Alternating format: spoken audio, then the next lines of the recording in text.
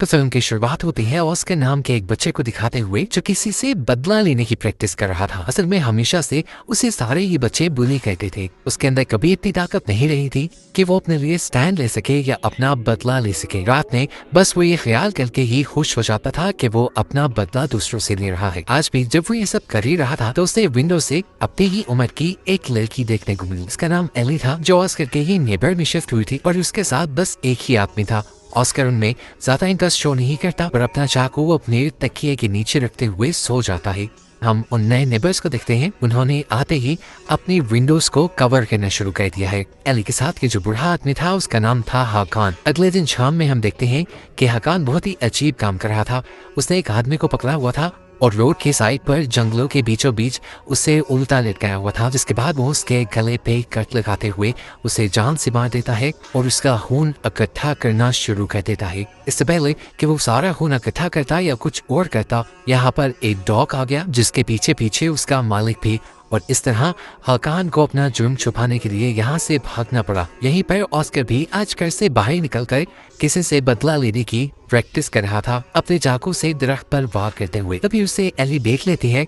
Oscar पीछे मुड़कर उसे देखता है तो बिना ही ऑस्कर की कुछ बोले एली कह देती है कि मैं तुम्हारी दोस्त नहीं बन सकती। ऑस्कर को अजीब लगा कि अभी तो मैंने कोई बात भी नहीं की थी। ऑस्कर ने फिलहाल ये नोट किया था कि इस लड़की ने बहुत थोड़े कपड़े पहने हुए थे, हालांकि अभी बर्फबारी हो रही थी। एली अब अपने घर चली जाती है और घर जाते ही वो हाकान को डांटती है क्योंकि हाकान खून नहीं लेकर रहा था। अगले दिन हम देखते हैं कि पूरे टाउन में उस लड़के की मुर्दे की खबर फैल गई थी जिसे हाकान ने मारा था। ऑस्कर की मॉम भी बहुत ज्यादा डरी हुई थी। वो ऑस्कर से कहती है कि तुम भी जल्दी घर आ जाओ ना, लेकिन ऑस्कर बिल्कुल भी डरा हुआ नहीं था। उसे तो ऐसे मर्डर केसेस बहुत पसंद थे। वो तो न्यूज़पेपर में आए सारे मर्डर केसेस की कटिंग भी अपनी डायरी में लगाता था। तो ऑस्कर अपनी मॉम से छुप कर दोबारा घर से बाहर आकर बैठ गया था। उसे देखते हुए एली भी अपने घर से उसके पास आ जाती है। यहाँ पर ऑस्कर रूबिक्स क्यूब सॉल्व कर रहा था तो एली भी उससे ये सीखने लग जाती है। पास बैठे हुए ऑस्कर से पूछता है तुम्हारे अंदर से काफी स्मेल आ रही है, क्या तुम्हें ठंड नहीं लगती? तुमने कपड़े पे बहुत कम पहने हैं।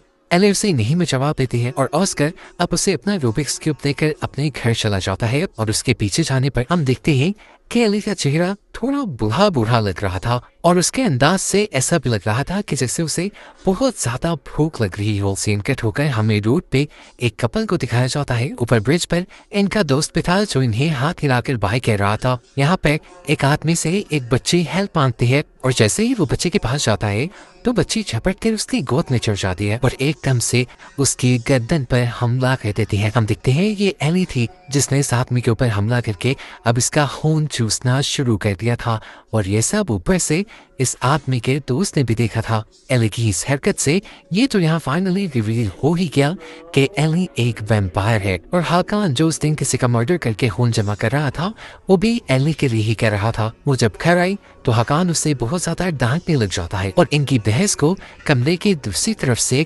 ऑस्कर सुन रहा था। सीन कट होकर हम उस आदमी को देखते हैं जिसने एली को वो मर्डर करते हुए देख लिया था। वो ये सारी बात जाकर अपने दोस्तों को बताता है। पहले तो कोई इस पर यकीन नहीं करता, लेकिन वो किसी तरह उनको मनाकर मर्डर साइट पे ले आता है। लेकिन यहाँ पर उन्हें खून के अलावा कुछ नहीं मिला क्योंकि हाकान ने उस लाश को नदी में फेंक दिया था एली को बचाने के लिए। सुबह हो जाती है, ऑस्कर स्कूल जाने लगता है और वो एली की खिड़की की तरफ देखता है। उसे एली के साथ एक किस्म की अटैचमेंट हो गई थी, लेकिन इस टाइम उसे एली बाहर नहीं दिखती। रात में जब वो वापस आता है तो देखता है कि उससे पहले ही एली उसका इंतजार कर रही थी। एक दूसरे के नाम एक दूसरे को बताते हैं और अपनी अपनी एज बताते हैं। एली को अपनी एज बताते हुए सोचना पड़ा क्योंकि वो काफी सालों से इस दुनिया में रह रही थी, लेकिन फिलहाल अपने जिस्म के मुताबिक उसने अपनी एज 12 साल बताई। स्कूल में ऑस्कर मोर्स कोड के नोट्स बनाता है ताकि इसके जरिए एली और ऑस्कर अपने अपने घर में रहकर भी एक दूसरे से बात कर पाए क्योंकि उनके कमरों की दीवारें जुड़ी हुई हैं। रात में जब वो घर आ रहा था तो उसके स्कूल के बुली लड़के उसे रोक लेते हैं और बुली करने लग जाते हैं। एक लड़के ने तो ब्लेड से उसके मुंह पे कट में लगा दिया, लेकिन उसने कोई रिएक्शन नहीं दिया जिससे वो लड़के ही डर गए। वो जब नीचे गया तो उसने एली को सबसे पहले मोर्स कोड की लिस्ट दी और उसे मोर्स कोड समझाने लगा और बताने लगा कि किस तरह वो दीवारों पे टैप करके एक दूसरे से घर पर भी बात कर सकते हैं। इसी सब के दौरान एली ने उसके मुंह पे लगा कट देख लिया और उससे इसके बारे में पूछा तो ऑस्कर ने आज होने वाले वाकये के बारे में बता दिया। अब एली उसे कहती है अगले मरतबा वो लड़के तुम्हें तंग करे तो तुम उनका डट के सामना करना और अगर कुछ हुआ तो मैं संभाल लूंगी। ऑस्कर ने कहा वो 3 है। एली ने कहा तुम तीनों को मारना और ज्यादा जोर से मारना। इनको इस तरह फ्रैंक होते ऊपर से हागान देख रहा था और उसके मुंह से साफ जाहिर था कि वो टेंशन में है। रात में ऑस्कर एली के लिए एक कुकी लेकर आया था। एली ये खा नहीं सकती थी, लेकिन ऑस्कर को दिखाने के लिए उसने खा लिया और उसे फौरन ही वॉमिट हो गई। यहाँ पर ऑस्कर ने जल्दी से एली को गले लगाया क्योंकि उसे घर वापस जाना था। वो कुछ दिनों के लिए अपने डैड के घर जा रहा था। एली ने यहाँ पर उससे अजीब सवाल पूछा कि अगर मैं लड़की ना हुई तो क्या तुम तब भी मुझे इतना पसंद करोगे? उसकी बात ऑस्कर ना समझते हुए उसे कोई जवाब नहीं देता। एली ने घर जाते ही हाकान को बताया कि उसे बहुत ज्यादा भूख लगी है। उसकी भूख का इलाज ढूंढने वो एक बास्केटबॉल कैंप में चला गया जहाँ बहुत सारे बच्चे थे। वो वॉशरूम में गया तो वहाँ एक लड़का था जिसे हाकान ने जल्दी से पकड़कर उल्टा लटका लिया। वो जोर से चिल्ला देता है।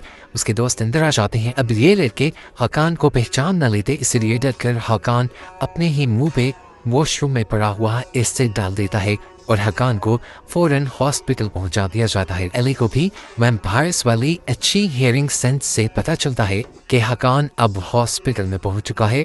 उससे मिलने के लिए हॉस्पिटल पहुंच जाती है। एली की भूख बहुत ज्यादा थी तो एली को जिंदा रखने के लिए यहाँ पर हाकान ने अपना सेक्रीफाइस दे दिया। उसने अपने आप को एली की आगे कर दिया और एली ने उसकी गर्दन पे काटते हुए उसका सारा खून चूस दिया, जिसके बाद हाकान विंडो से नीचे गिर गया ताकि सबको ऐसा ही लगे कि ये सिर्फ एक एक्सीडेंट है। इसके बाद एली ऑस्कर के घर आई। वो ऑस्कर के साथ लेट गई। इस मरतबा दोबारा ऑस्कर उससे पूछता है क्या तुम मेरी दोस्त बनोगी?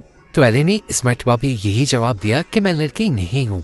ऑस्कर भी फिलहाल सो गया। सुबह जब उठा तो वो बहुत ज्यादा एक्साइटेड था, वो एली के साथ खेलेगा, लेकिन एली यहाँ नहीं थी। वो एक नोट छोड़ कर गई थी जिसमें लिखा था कि या तो मैं यहाँ रहकर मर सकती हूँ या यहाँ से जाकर जिंदा रह सकती। ऑस्कर आज स्कूल के फील्ड ट्रिप पर जाता है। दोबारा वो बुरे लड़के उसे बुली करने के लिए आ जाते हैं। इस मरतबा ऑस्कर के अंदर काफी हिम्मत आई हुई थी। वो उन्हें कहता है कि अगर तुमने मुझे मारा तो मैं तुम्हें भी मारूंगा। लड़के हंसने लगे उसका पहली मरतबा ऐसा रिएक्शन देखकर।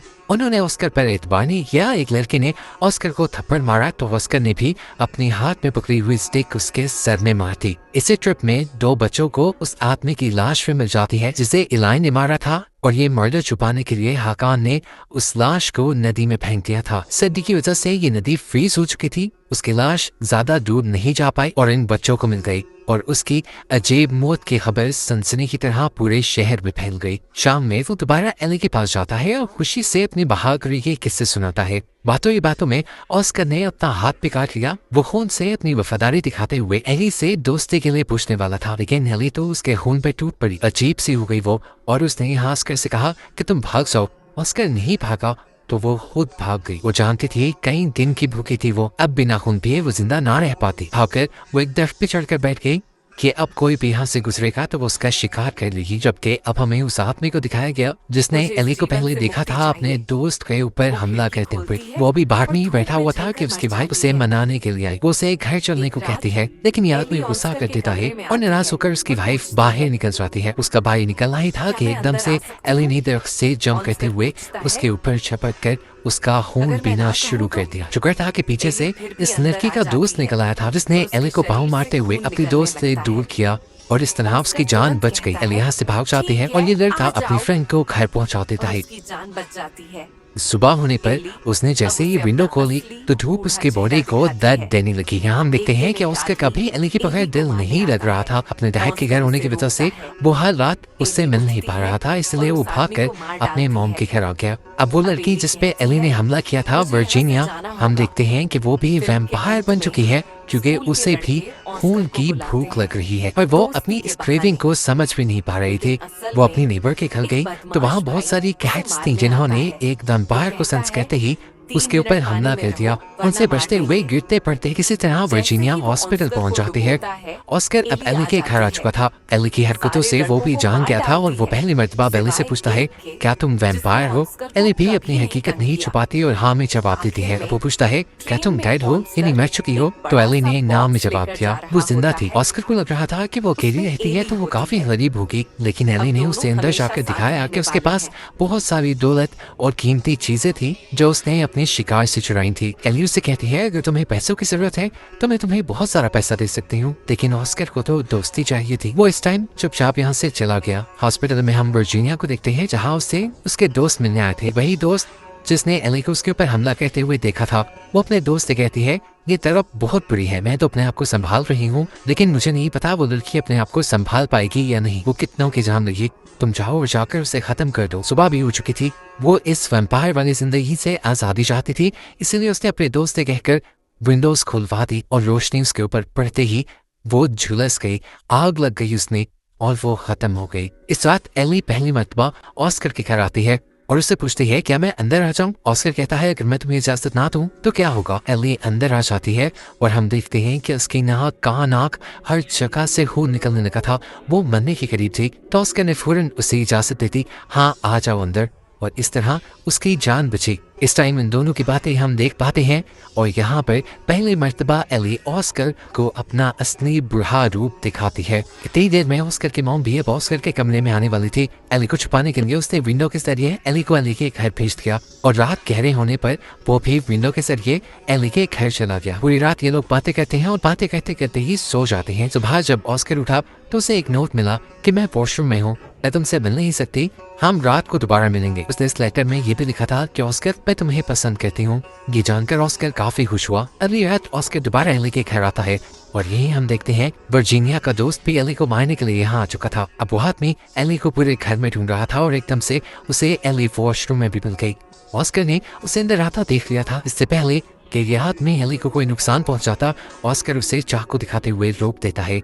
शोर सुनते एली बेहोश आती है और एकदम से उस आदमी के ऊपर हमला करते हुए उसका सारा खून चूस देती है और यह आदमी यही मर जाता है। इसके बाद एली ऑस्कर को गले लगाती है क्योंकि ऑस्कर ने उसकी जान बचाई थी।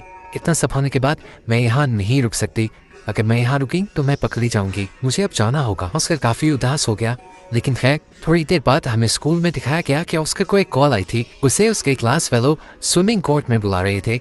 वो कहते हैं कि हम तुमसे दोस्ती करना चाहते हैं। ऑस्कर को अब उनसे डर नहीं लगता था, इसलिए उनके बुलाने पर वो चला गया। असल में ये बुली अपने बड़े भाई को लेकर आए थे ऑस्कर से बदला लेने के लिए। उस लड़के का बड़ा भाई आकर ऑस्कर से कहता है कि तुम्हें 3 मिनट तक पानी के अंदर रहना होगा, अगर नहीं रहे तो मैं तुम्हें मार डालूंगा। ऑस्कर उसकी बात नहीं सुनता, इसीलिए उस लड़के ने जबरदस्ती ऑस्कर के बाल पकड़ते हुए उसे पानी के अंदर कर दिया। ये सब देखकर बाकी सारे बच्चे डर जाते हैं। वो अपने भाई से कहते हैं ऐसा नहीं करो, ऐसे वो मर जाएगा, लेकिन ये लड़का तो सुनता ही नहीं। अंदर ऑस्कर का भी दम घुटने लगा था। इससे पहले कि वो मर जाता, हम देखते हैं कि इस लड़के का कटा हुआ सर पानी के अंदर एकदम से गिरता है और फिर उसका कटा हुआ हाथ और बाहर दिखाया जाता है कि एली असल में यहाँ आ चुकी थी ऑस्कर को बचाने के लिए। एली ने यहाँ पर सबको मार दिया सिवाय एक लड़की के जिसने ऑस्कर के साथ कुछ बुरा नहीं किया था। इसके बाद सीन कट होता है और हमें ऑस्कर को एक ट्रेन में बैठे दिखाया जाता है एक बहुत बड़े बॉक्स के साथ। इस बॉक्स के अंदर असल में एली थी जिससे वो कहीं और लेकर जा रहा था। एली बॉक्स में इसलिए थी क्योंकि दिन की रोशनी में वो बाहर नहीं निकल सकती थी। अब वो हमेशा एली के साथ रहने वाला था क्योंकि एली और वो एक दूसरे के बगैर नहीं रह सकते। ये कहानी यहाँ खत्म हो जाती है।